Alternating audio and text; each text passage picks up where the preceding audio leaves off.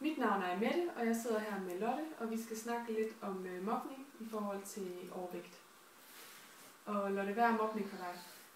Mobning, det er, når man gennem en længere periode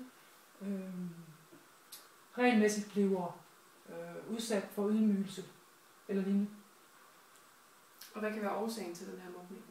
Jamen, det kan være mange ting, men det kan blandt andet være overvægt. Hvad med hvilke konsekvenser kan det få? Det kan få konsekvenser som depression, blandt andet.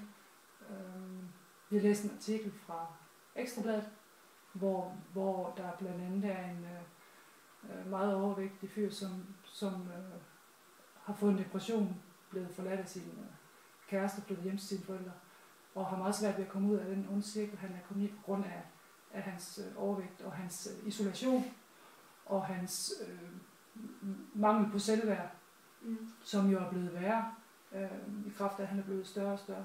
Han føler sig lukket ud af samfundet i princippet. Han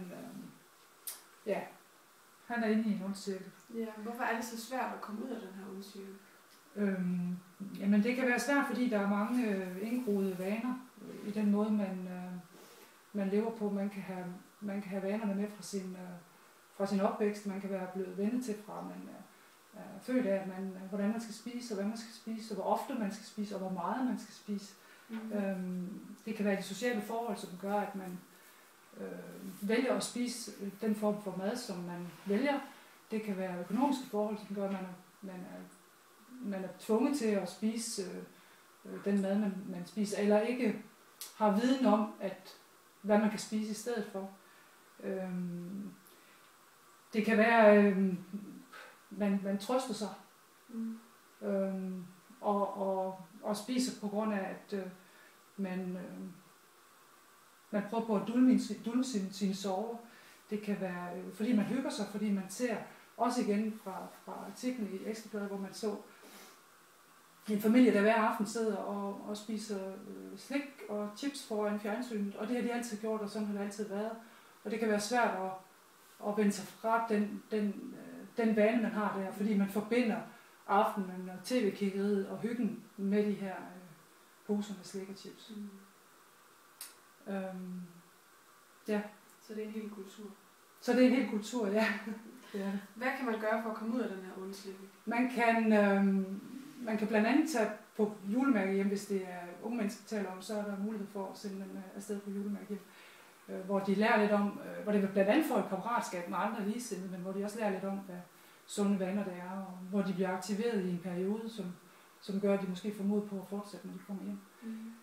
Man kan få skolerne til at informere noget mere. Man kan få holde foredrag på skolerne og lignende, hvor der er nogen, der kommer ud og fortæller om problemet fedme, og hvad man kan gøre ved det. Og hvad der bliver konsekvensen af det i det langløbende sygdom og den slags ting. Man kan indføre fag, sund ernæring eller lignende, som et obligatorisk fag i skolen, på linje med husholdning eller andet. Man kan lave mere idræt i skolen, længere frikvarter, hvor børnene skal ud og bevæge sig.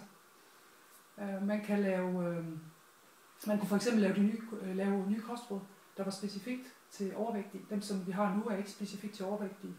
De er beregnet til normalvægtige. Og så kunne man også informere forældrene noget mere om, hvad sund ernæring det er. Forældre har vel også et ansvar, ikke? For forældrene har helt klart et ansvar for, hvordan deres børn kommer til at spise. Det er derfra, at vanerne de bliver lagt fra bunden af. Hvis man starter med at putte pomfritter i munden på et barn på 2 år, så vil det jo være det, der er normalen for det barn, når det vokser op.